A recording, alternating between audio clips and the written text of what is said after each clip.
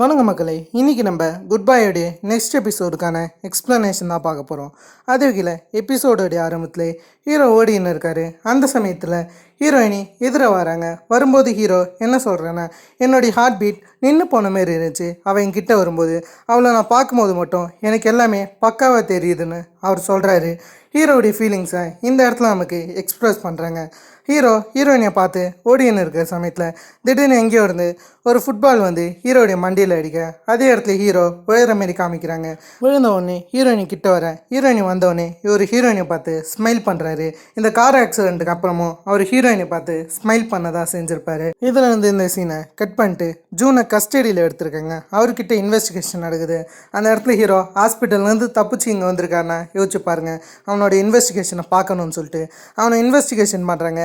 அதாவது ஜின்சுயா இருந்தது, கியோங்கில்லியா இருந்தது, இது மொத்தத்தையுமே பற்றி அவன்கிட்ட பேசின்னு இருக்கேன். அவன் வந்து இதுக்கும் எனக்கும் என்ன சம்மந்தம், இதுக்கும் எனக்கும் சம்மந்தம் கிடையாது, நான் நார்மல் சிவில் சர்வெண்ட்டு தான் சொல்லின்னு இருக்கேன். அந்த சமயத்தில் யாரும் எதிர்பாராத வகையில் ப்ராசிக்யூஷன் உள்ளார வருது. அது முக்கியமாக கிம்மோடைய பிரதரான சியோக்கு உள்ளார வர கிம்முக்கு ஷாக் ஆகிடுச்சு. அந்த சமயத்தில் இவரை நாங்கள் டேக் கண்ட்ரோல் பண்ணிக்கிறோம், இதுக்கப்புறம் இது எங்கள் வேலைன்னும் போது, ஆமாம் உன்ன மாரியான பெரிய ப்ராசிக்யூட்டர்லாம் எதுக்கு உள்ளார வரணும், உனக்கு தான் ஏகப்பட்ட கேஸ் இருக்குமேனும் போது, இதை ஹையர் அஃபிஷியலுடைய உத்தரவு, என்னால் எதுவும் பண்ண முடியாது, நான் எல்லாத்தையும் பார்த்து பண்ணுற மாரி கிம் கிட்ட சொல்ல, கிம்முக்கு சியோக்கு இதை எடுத்ததுனால சமக்கடுப்பாக இருக்குது. இந்த பக்கம் ப்ராசிக்யூஷன்லேருந்து ஜூனை கூட்டின்னு போக ஹீரோமே அவனை விட்டுருங்கடான்னு சொல்லிட்டு செமையை கத்தின்னு இருக்காரு. அந்த சமயத்தில் ஜியானா ஜூன் கிட்டே போகிறாங்க. போகிறது மட்டும் இல்லாமல், நான் உங்கள் வாட்சை பார்த்தேன், அந்த வாட்ச் கொரியாவில் இல்லைன்னு நான் கேள்விப்பட்டேன், அதால் இந்த வாட்சை பற்றி சொல்ல முடியுமா, இது யார் தந்தான்னும் போது இந்த இடத்துல ஜூன் என்ன சொல்கிறான்னா, இது என்னுடைய ஃப்ரெண்டு தந்தான், ஆனால் அவனுடைய நேம் எனக்கு இப்போ ஞாபகம் இல்லை, ஏன்னா அது ரொம்ப நாள் ஆகுதுன்ற மாரி இந்த இடத்துல இவர் சொல்கிறாரு. உங்களுக்கு இந்த வாட்சை பற்றி அதிகமாக தெரிஞ்சிருக்குன்னு நினைக்கிறேன்ற மாரி ஜூன் சொல்லியிருக்க. ஹேனாவுமே ஆமான்ற மாரி சொல்கிறாங்க. இந்த வாட்ச் இந்த கேஸில் இன்க்ளூட் ஆகிருக்குன்னு ஜீனா சொல்கிறாங்க. அதாவது கோல்டன் பன்னிக்கிட்டேயும் இதேமாரி வாட்ச் இருந்திருக்கலாம், அதை சொல்ல, அதை பற்றிலாம் எனக்கு தெரியாது, நீங்கள் வேணும்னா இந்த வாட்சை பாருங்கள், அதெல்லாம் கோ இன்சிடெண்ட்டாக இருக்கலாம், கோல்டன் பன்னிக்கிட்ட இருந்ததும் என்கிட்ட இருந்ததும் கோ இன்சிடெண்ட் தான் இவர் பேச. ஜிஹானா கிட்ட நெருங்கும் போது அந்த இடத்துக்கு கிம் வந்துட்டார். கிம் வரது மட்டும் இல்லாமல் நீ இப்போ போகலான்னு சொல்ல, அதுக்குள்ளார ஹீரோ வந்து பயங்கரமாக கத்த ஆரம்பிக்க, ஹீரோடைய மூக்கிலேருந்து பிளட் வர ஆரம்பிக்குது. அதை பார்த்தோன்னே நீ முதல்ல ஹெல்த்தியாக, நீ ஹாஸ்பிட்டலுக்கு போயிட்டு எதுவாக இருந்தாலும் நம்ம அப்புறம் பேசலான்ற மாரி ஹீரோ கிட்ட சொல்கிறது மட்டும் இல்லாமல் அவர் காரில் போகும்போது சியோக்கு ஃபோன் வருது, அவனை எஸ்கார்ட் பண்ணுறன்ற மாரி ஃபோன் வர, அதை கேட்டு இவன் ஷாக் ஆகிறான். சீஃப் ஆஃப் ப்ராசிக்யூட்டருக்கும் உனக்கு என்ன கனெக்ஷன்னு இந்த பக்கம் சியோக்கு விசாரிச்சு இருக்கும்போது ஜூன் என்ன சொல்கிறேன்னா, நானும் உன்ன மாதிரி தான் ஒரு நார்மல் சிவில் சர்வெண்ட்டுன்னு இவர் சொல்ல. இந்த பக்கம் ஹீரோவை ஹாஸ்பிட்டலில் காமிச்சா அவருடைய கை போன்லாம் உடஞ்சிருக்கான். இதுக்கு மேலேருந்து இவர் ரெஸ்ட் எடுக்கணும்னு ஹாஸ்பிட்டலில் சொல்லின்னு இருக்கேன். ஹீரோ நான் நல்லா இருக்கேன்னு தான் சொல்கிறாரு, ஆனால் அங்கே இருக்கிறவங்க கேட்கல. அதே சமயத்தில் டேயாங்கிட்டேருந்து மின்சிக் கால் வர, அதை பார்க்க இவர் போயிடுறாரு. அந்த சமயத்தில் ஏனாவை இந்த மாதிரி ஹீரோவை பார்த்துக்க சொல்கிறாரு. ஏன்னா ஹீரோவுக்கு ஃபேமிலி கிடையாது, அவன் ஒன்றை மட்டும்தான் நம்புறான்ற மாரி சொல்லிட்டு போக. இந்த பக்கம் நம்ம ஆட்கள் டே அங்கே பார்க்க வேணா, டே அங்கே ஒரே பிரச்சனையாக இருக்குது. ப்ராசிக்யூஷன்லேருந்து மொத்த விஷயத்தையுமே அவங்க டேக் கண்ட்ரோல் பண்ணிக்கினாங்களா, இந்த கேஸ்குள்ளார எதுக்கு ப்ராசிக்யூஷன் வந்துச்சுன்ற மாரி இவங்களுக்குள்ளார ஒரு குழப்பம் போயின்னு இருக்கேன். அதே சமயத்தில் ஜிஹானாவை காமிச்சா அவங்க ஹீரோடைய ஃபோனை பார்க்குறாங்க. அதில் இவங்க கொடுத்த ஸ்டிக்கர் இருக்கும், இதை ஒன்றுமா வச்சுருக்கான்னு ஒரு ஃப்ளாஷ்பேக் யோசிக்கிறாங்க. அந்த சமயத்தில் இவங்க ஷூட்டிங் பண்ணும்போது மற்றவங்களாம் ஜிஹானாவுக்கு பின்னாடி தப்பாக பேசுவாங்க. அது ஜிஹானாவுக்கு தெரிஞ்சாலும் அவங்க பெருசாக அதை கண்டு இருந்திருக்க மாட்டாங்க. அது மட்டும் இல்லாமல் ஷூட்டிங் முடியும் போது எல்லாருக்குமே ஆனாவுடைய பிக்சர் போட்ட ஸ்ட்ரீம்டு பன்னு தருவாங்க. ஹீரோ வந்து ஹீரோயினிக்கு பட்ட பேராக ஸ்ட்ரீம்டு பன்னு தான் வச்சுருப்பாரு. அது இதால் தான் வந்துச்சு என்னமோ. அந்த இடத்துல இருக்கிற மற்ற பிளேயர்ஸ்லாம் ஹேனாவை திட்டுறது மட்டும் இல்லாமல் அந்த ஸ்ட்ரீம்டு பன்னை இந்த மாதிரி குப்பை தொட்டியில் போட, அதை ஹீரோ பார்த்துட்டு இது எவ்வளோ வேல்யூ ஆனதுன்னு தெரியுமா, இதை ஏன் குப்பை தொட்டியில் போடுறீங்கன்னு அதை ஹீரோ எடுத்துக்க. அந்த சமயத்தில் ஹீரோயினி ஏன்டா முட்டாள்தனமாக பண்ணுறன்ற மாரி ஹீரோவை திட்டிட்டு போக, அந்த சமயத்தில் தான் ஹீரோயினிக்கு அந்த ஸ்ட்ரீம்டு பன்னில் இந்த மாதிரி ஒரு ஸ்டிக்கர் கிடச்சிருக்கும். ஹீரோ வந்து பாக்ஸிங்கில் தோற்றதுனால வருத்தமாக இருக்கேன். அந்த இடத்துக்கு ஹீரோயினி தலையில் தட்டுறது மட்டும் இல்லாமல் அவருடைய கன்னத்தில் இந்த ஸ்டிக்கரை வச்சுருப்பாங்க. அதை யோசிக்க ஹீரோ வரது தெரிஞ்சோடனே அதை எடுக்கிற மாரி அவங்க பண்ண. அந்த சமயத்தில் ஹீரோ இதை தான் நீ என் கிட்டே கொடுத்துட்டு, இதை உன்னால் திரும்ப வாங்க முடியாது, எதுக்கு இப்படி பண்ணுறேன்னு ரெண்டு பேரும் சண்டை போடும்போது ரெண்டு பேருமே ஸ்லிப் ஆகி ஒரே பெட்லேயே விழுந்துருவாங்க. கொஞ்சம் இவங்க ரெண்டு பேருக்குள்ளார ரொமான்டிக் சீன் போக ஆரம்பிக்கும். அந்த சமயத்தில் ஹீரோ கொஞ்சம் அட்வான்டேஜ் எடுத்துக்கின்னு ஹீரோயினி கிட்ட இன்னும் கொஞ்சம் க்ளோஸ் ஆக, அந்த சமயத்தில் நர்ஸு வந்துடுவாங்க. சரின்னு சொல்லிட்டு ஜிஹானாவும் வெளியே வரும்போது அந்த இடத்துக்கு தான் சர்ஜென்ட் கிம் வருவார். சர்ஜென்ட் கிம் வர்றது மட்டும் இல்லாமல் நான் உங்ககிட்ட சில விஷயங்களை தனியாக பேசணும்னு சொல்ல அதுக்கேற்ற மாதிரி இவங்க ஒரு இடத்துல உட்காந்து பேச ஆரம்பிக்கிறாங்க. அந்த இடத்துல சர்ஜென்ட் கிம், நீ எதுக்கு பார்த்துரு, ஏன்னா ஜூனோடைய கண் உன் மேலே தான் இருக்குது, ஏன்னா நீ ஜின்ஸுடைய ஃபைலை பார்த்துருக்கேன்னு சொல்ல அந்த இடத்துல அது மொத்தத்தையும் நான் பார்த்துப்பேன், நம்ம தான் பிரேக்கப் ஆகிட்டோமே, இப்போ எதுக்கு உனக்கு என் மேலே அக்கறைன்னும் போது அந்த இடத்துல சர்ஜென்ட் கிம்முமே எல்லாத்தையும் நான் பார்த்துக்கிறேன், நீ ஜின்ஸுடைய டாக்குமெண்ட்லாம் படிச்சிருக்க, அது கண்டிப்பாக ஜூனுக்கு தெரியும், ஜூன் எப்படி இருந்தாலும் உன்னை தான் பார்த்துன்னு இருப்பான், எதுக்கு பத்திரமா இருன்னு சொல்லிட்டு ஜிஹானா கிட்ட இவர் அட்வைஸ் பண்ணியிருக்கேன். அதான் இந்த பக்கம் ஜிஹானாவும் கேட்டுன்னு இருக்காங்க. அந்த சைட் சியோக்கு காமிச்சா சியோக்கு ஒரு ப்ராசிக்யூட்டர்கிட்ட பேசின்னு இருப்பார். அந்த சமயத்தில் அந்த ப்ராசிக்யூட்டருக்கு ஒரு கால் வரும். அதை பேசணுன்னு இந்த மாதிரி நீ அந்த ஜூனை வெளியே விட்டுருன்னு இவர் சொல்ல அதை கேட்டு ஷாக் ஆகி ஜூனை அப்படியே சியோக் வெளியே விட்டுறாரு. அந்த சமயத்தில் சியோக் வந்து ஜூனோடைய கையில் இருக்கிற அந்த கோல்டன் வாட்சை தான் நல்லா நோட்டீஸ் பண்ணுறாரு. இந்த பக்கம் இவருக்கு ஜூன் நார்மல் சிவில் சர்வெண்ட் மட்டும் கிடையாதுன்னு நல்லா தெரியுது சியோக்கு. இந்த சைடு நம்ம டீமை காமிச்சா அவங்களாம் சமக்கடுப்பாக இருக்காங்க. என்னன்னு பார்த்தா ஜூனுக்கு வேறு ஒரு இடத்துக்கு டிரான்ஸ்ஃபர்மேஷன் கிடச்சிச்சு, அதுவும் வெறி 3 மாதம். அதான் நம்ம ஆட்கள்லாம் பொலகானில் இருக்காங்க. அதுக்கேற்ற மாதிரி ட்ரான்ஸ்ஃபர் ஆகி இந்த பக்கம் ஜூன் போகிறாரு. இதுக்கு நடுவில் நம்ம ஆட்களுக்கு ஒரு டாக்குமெண்ட் கிடைக்குது. அது என்னென்னா கஸ்டம் சர்வீஸ்லேருந்து 30 கார்ஸ் காணாமல் போயிருக்கு. அது மொத்தமே ஃபாரின் மேடுன்னு ஜிஹானா கண்டுபிடிச்சிருக்காங்க. அதை பற்றி ஜேயாங் பேச அந்த 30 கார்ஸையும் நமக்கு இந்த இடத்துல காமிக்கிறாங்க. அது மொத்தமே ஃபாரின் மேடு கார். அதில் ஒரு காரை ஜூன் ஏற்றுறாரு. பக்கத்துலேயே ஒரு ஃபேமிலி போயின்னு இருக்குது. ஜூனோடைய ஃபேமிலியுமே ஆக்சிடென்ட்டில் தான் இறந்து போனதுனால அவருக்கு அந்த ஃபேமிலியை பார்த்தோன்னே செம கடுப்பாகுது. அதில் அவர் என்ன பண்ணுறேன்னா அந்த ஃபேமிலியை குழப்பி விட்டு அந்த மொத்த இடத்தையுமே டிராஃபிக் ஆக்கிடுறாரு. ஆக்கிறது மட்டும் இல்லாமல் ஒரு ஹிட் அண்ட் ரன் காரை பற்றி பேசியிருப்பாங்களே, சம்திங் அந்த கார்னு தான் நினைக்கிறேன், அந்த காரை கிராஷ் பண்ணுற மாரி நமக்கு காமிக்கிறாங்க. அடுத்த நாள் அந்த ரெட் கலர் காரை வச்சு ஜூன் டிராஃபிக் ஆக்கின விஷயம் நியூஸில் ஓட ஆரம்பிக்குது. எவனே தெரியாத ஒருத்தவன் ரோட்டில் மானவரியாக காரை ஓட்டி டிராஃபிக் ஆக்கிட்டான்னு சொல்ல அதை ஜிஹானா பார்க்கறது மட்டும் இல்லாமல் காணாமல் போன 30 காரில் இதுவுமே ஒன்றுன்னு சொல்ல இந்த பக்கம் ஹீரோ ஹாஸ்பிட்டல்லேருந்து ஸ்ட்ரெயிட்டாக தப்பிச்சு ஜூன் கிட்ட பேச ஆரம்பிக்கிறாரு. ஜூன் கிட்ட இந்த பக்கம் சவால் விட்டுட்டு இவர் அப்படியே வராரு. அந்த இடத்துல ஜிஹானாவை பார்க்க ஜிஹானா கூட இவர் உட்காந்து சாப்பிட்றாரு.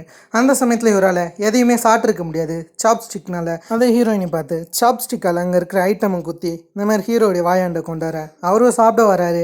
ஆனால் ஹீரோயினி கீழே வச்சுட்டு இதை நீயே சாப்பிடுன்னு சொல்ல நெக்ஸ்ட்டு ஹீரோயினுக்கு ஒரு விஷயம் ஞாபகம் வந்து ஸ்ட்ரெயிட்டாக இவங்க ஜூனை பார்க்கறது மட்டும் இல்லாமல் அவர்கிட்ட இந்தமாரி ஒரு டாக்குமெண்ட்டை கொடுத்துட்டு அந்த இடத்த விட்டு வந்துடுறாங்க.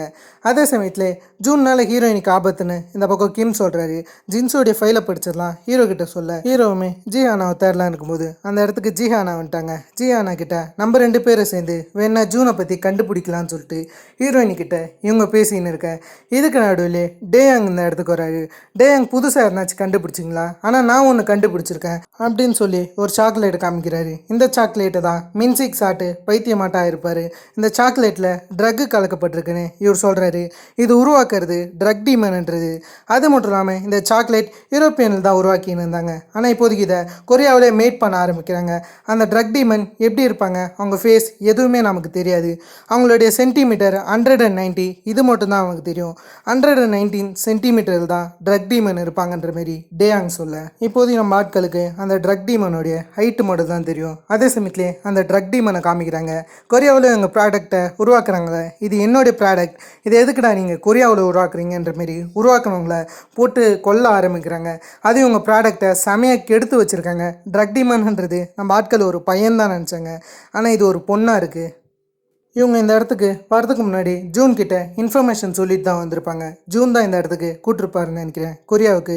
இப்போதைக்கு இந்த இடத்துல இவங்க போலீஸ்க்கு கால் பண்ணி கூப்பிட்டுட்டாங்க. மொத்த போலீஸுமே போட்டு தாழ்னு உள்ளார வெடிக்கிற மாரி ஒரு பக்காவான செட்டப் ட்ரக் டிமெண்ட் பண்ணிவிட்டு அந்த இடத்த விட்டு வரலான்னு பார்க்குறாங்க. அந்த சமயத்தில் சில ஆட்கள் வரது மட்டும் இல்லாமல் அந்த பொண்ணை அடிக்க ஆரம்பிக்கிறாங்க. அடிக்கிறது மட்டும் இல்லாமல் எவ்வளோ திமிரு இருந்துச்சுன்னா இந்தமாரி பண்ணியிருப்பேன்னு அந்த இடத்துல சண்டை போக இந்த பொண்ணுமே சொல்லக்கூடாது. கையில் ஒரு சின்ன நீடில் வச்சு மொத்த பேருமே புரட்டி போட ஆரம்பிக்க இவ திடீர்னு கீழே விழும்போது பின்னாடி இருந்து ஹீரோ வராரு. இவ அதை பார்த்தோன்னே காப்பாற்றுங்கன்னு கத்த ஹீரோவுமே அங்கே இருக்கிறாங்களா அடிச்சிடறான். அதே சமயத்தில் அந்த பொண்ணை தூக்கலான்னு வரும்போது இவ தான் வெடிக்கிற மாரி செட்டப் பண்ணியிருப்பாள். அது இந்த சமயத்தில் பிளாஸ்ட் ஆக நம்ம ஆட்கள்லாம் அந்த இடத்த விட்டு தெரிச்சு ஓட ஆரம்பிக்கிறாங்க. மொத்த இடமுமே வெடிக்க ஆரம்பிக்குது. இதில் எந்த போலீஸ்க்கும் எதுவுமே நடக்கலை. ஹீரோ எப்படியும் அந்த பொண்ணை பில்டிங்லேருந்து குதித்து கை கொடுத்து காப்பாற்றிடுறாரு. அதுவும் எந்த கைன்னு கேட்டிங்கன்னா இவருடைய உடஞ்ச கையை வச்சு அந்த பொண்ணை எப்படியோ காப்பாற்றிடுறாரு. கடைசி எரிஞ்ச இடத்துக்கு வந்து எதனாச்சும் எவிடன்ஸ் கிடைக்குமான்னு நம்ம ஆட்கள் எக்ஸாமின் பண்ணேன். இதுக்கு நடுவில் நமக்கு லியோன்னு ஒரு ஆளை காமிக்கிறாங்க. லியோ இந்த இடத்துக்கு வர ஆரம்பிக்கிறான். வரது மட்டும் இல்லாமல் நீ எங்களை ஏமாற்றிட்டரான்னு சொல்லிட்டு இவனை ஏமாத்தின ஒரு ஆளை இவன் போட்டு தள்ளிடுறான். போட்டு தள்ளுறது மட்டும் இல்லாமல் அந்த இடத்த விட்டு இவன் போகும்போது எவனோ ஒரு சின்ன பையன் இவனை பின்னாடி இருந்து சுட இவனுமே உனக்கு எவ்வளோ வயசுன்ற மாரி அந்த சின்ன பையன் கிட்ட கேட்டால் அவன் 17 வயசுன்னு சொல்ல இந்த இடத்துல லியோவுமே அவன் செஞ்ச தப்ப நீயும் செஞ்சிடாத, இல்லைன்னா அவனுக்கு ஏற்பட்ட நிலைமை தான் உனக்கும் நான் அவனை மிரட்டிடு அந்த இடத்த விட்டு லியோ போயிடுறான். இவங்க கண்டுபிடிச்ச அந்த பொண்ணை இவங்க இன்வெஸ்டிகேஷன் பண்ணுறாங்க. அந்த பொண்ணுமே பேரண்ட்ஸ் கிடையாது, யாருமே கிடையாது. அதே சமயத்துலேயே நான் அந்த இடத்துல 190 சென்டிமீட்டரில் இருந்த ஒரு ஆளை பார்த்தேன்னு சொல்ல அது ட்ரக் டீமன் தான். ட்ரக் டீமனால் இவளுக்கு பிரச்சனை வரும்னு இந்த பொண்ணை கூட்டின்னு போகிறாங்க. இந்த பொண்ணுக்கு சேஃப்டி தரணும், அதில் யார் சேஃப்டி தரணும்னு அந்த இடத்துல பேச அந்த பொண்ணு வந்து டாங்ஜுவை தான் நம்புதான், டாங்ஜு தான் சேஃப்டி தரணும்னு அந்த பொண்ணு சொல்ல அந்த இடத்துல ஜிஹானாவுமே நீ என் வீட்டில் தங்கிக்கோ, நான் தனியாக தான் இருக்கேன்னு சொல்ல அதுக்கேற்ற மாரி இந்த பொண்ணை அவங்க வீட்டில் வைக்கிறாங்க. அது மட்டும் இல்லாமல் வெளியே பாதுகாப்பான போலீஸ் படம் இருக்குது, அதால் இந்த பொண்ணால் வெளியே போக முடியாது. கடைசியாக டாங்ஜுமே சமைக்க சரின்னு சொல்லிட்டு எல்லோரும் உட்காந்து சாப்பிட்றாங்க. அந்த சமயத்தில் அந்த பொண்ணுமே நீங்கள் உதவி செஞ்சதுக்கு ரொம்பவே நன்றின்னு டாங்ஜு கிட்ட தேங்க்ஸ் சொல்லியிருக்கேன். டாங்ஜுமே பரவாயில்லன்னு சொல்கிறாரு. நைட் ஆகும்போது டாங்ஜு தூங்கின்னு இருக்கார். தூங்கின்னு இருக்கும்போது அவர் அங்கே இங்கே நான் அசைஞ்சுன்னு இருக்கேன். திடீர்னு அவருக்கு வேர்வை ஊற்ற ஆரம்பிக்குது. அந்த சமயத்தில் டாக்டர் வந்து இவருடைய போன் சரியாகுன்னா நீங்கள் இவரை நல்லா பார்த்துக்கோங்கன்ற மாரி இந்த இடத்துல சொல்லியிருப்பார். இவர் மேலே எப்பயும் ஒரு கண்ணை வச்சுக்கோங்கன்னு டாக்டர் சொல்லியிருப்பார். அதால் இவங்க வர வேர்வையெல்லாம் தண்ணியை வச்சு தொடச்சி விட ஆரம்பிப்பாங்க. ரொம்ப சூடாக இருக்கிறதால இதை வெளியே இருந்து அந்த ட்ரக் டீமன்ன்ற பொண்ணுமே பார்த்துன்னு இருப்பாள். இந்த இடத்துல நம்ம ஆட்கள் கிடைச்ச எவிடன்ஸ்லாம் பார்த்துன்னு இருக்கும்போது அந்த ட்ரக் டீமன் ஒரு ட்ரெஸ்ஸை போட்டிருப்பாள். அது ரொம்ப காஸ்ட்லியான ட்ரெஸ்னு இந்த இடத்துல நம்ம ஆட்களுக்கு தெரிய வருது. இதுக்கு நடுவில் ஹீரோ தூக்கத்துலேருந்து எழுந்திருக்கும்போது அவருடைய கையில் தேங்க்யூன்னு எழுதியிருக்கோம். அதை இவர் பார்க்குறாரு. அதை ஹீரோயினி தான் ராத்திரி எழுதியிருக்காங்க. அதை பார்த்து இவர் சந்தோஷமாக ஆரம்பிக்கிறாரு. இந்த பக்கம் ஹீரோ குளிச்சின்னு இருக்க திடீர்னு உள்ளார இருந்து பயங்கரமாக சத்தம் கேட்குது. என்னன்னு ஹீரோயினி உள்ளார போகும்போது அந்த இடத்துல டாங்ஜு இருக்கார். டாங்ஜு தேங்க்ஸ்ன்னு சொல்கிறது மட்டும் இல்லாமல் அவர்கிட்ட அப்படியே இன்னும் கொஞ்சம் க்ளோஸாக நெருங்குறாரு. திரும்ப கிஸ் கொடுக்கலான்னு சொல்லிட்டு அவர்கிட்ட நெருங்க அந்த சமயத்தில் இவங்க பக்கத்தில் இருந்த ஒன்றத்தை எடுத்து டாங்ஜோடைய தலையிலே அடிச்சுட்டு அந்த இடத்த விட்டு ஓடிடுவாங்க. இவருமே எனக்கு கண்ணு தெரியலன்ற மாரி பயங்கரமாக கத்தின்னு இருப்பார். இதெல்லாம் தூரத்துலேருந்து அந்த ட்ரக் டீமனுன்ற அந்த பொண்ணுமே பார்த்து இருந்திருப்பா. அவள் வந்து நீங்கள் 2 பேரும் டேட் பண்ணுறீங்களான்ற மாரி இந்த இடத்துல கேட்க அந்த இடத்துல ஹீரோயினி கிடையாதுன்னு சொல்லுவாங்க. அந்த சமயத்தில் இந்த பொண்ணு உங்களை பார்த்தாலே நல்லாவே தெரியுது, நீங்கள் அவரை காதலிக்கிறீங்க, அவருடைய காதலை சொல்லிட்டாரு, ஆனால் உங்களால் அந்த காதலை புரிஞ்சுக்க முடியல, அதை எக்ஸ்பீரியன்ஸ் பண்ண முடியலன்னு அந்த பொண்ணு பேசின்னு இருக்கேன். சரின்னு இதெல்லாம் ஆனாவும் கேட்பாங்க. 42nd ஆனிவர்சரி இந்த போலீஸ் ஸ்டேஷனுக்கு நடக்குதான். அதால் கமிஷனர் வந்து இங்கே அட்வைஸ் பண்ண ஜியானாவுக்கு வெயில் அடிக்கிறதுனால ஹீரோ அதை பார்த்துக்கிறாரு. அதே இடத்துல ஜிஹானா உட்கார போக அந்த இடத்துக்கு ஹீரோ வந்து உனக்கு என்ன ஜூஸ் வேணும்னு கேட்க அந்த இடத்துல ஹீரோயினி வந்து என்னுடைய மைண்ட் இப்போதைக்கு லூஸ் ஆகிடுச்சு, நான் என்ன பண்ணுறதுன்னு தெரியல, நான் என்னுடைய உண்மையான காதலை உணர்ந்த மாரி தெரியுது, உண்மையாலுமே நான் அதை ரியலைஸ் பண்ணலையான்னு இதுக்கு முன்னாடி நடந்தது டாங்ஜு உங்க கிட்ட பேசுனது அந்த சந்தோஷமான மூமெண்ட் மொத்தத்தையுமே இவங்க யோசிச்சு பார்க்குறது மட்டும் இல்லாமல் என்னுடைய மைண்டை நான் இழந்துட்டேன்னு சொல்லி டாங்ஜுக்கு அப்படியே கிஸ் கொடுக்க அதை அவர் அனுபவிக்கிறதுக்குள்ளாரே அந்த இடத்துல மயங்கி விழ ஆரம்பிக்க அதோட இந்த எபிசோடை டோட்டலாகவே கம்ப்ளீட் பண்ணுறாங்க.